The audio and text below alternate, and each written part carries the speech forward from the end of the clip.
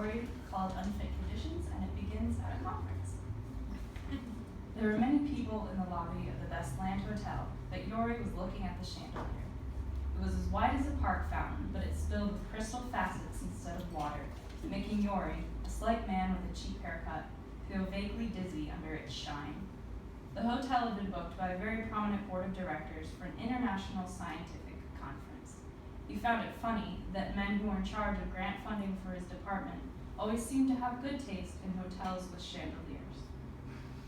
Yori was representing his company as an experienced frequency measuring equipment lab technician, or he feared, as a man whose job was quickly becoming redundant to a lab whose budget was being sucked up by other labs who could quench the military's thirst for weapons development.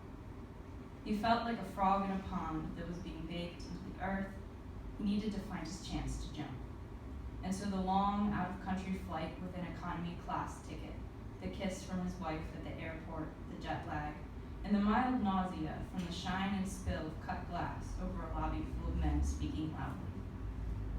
He walked toward the bar, looking for a glass of real water. On his way, he spotted something familiar.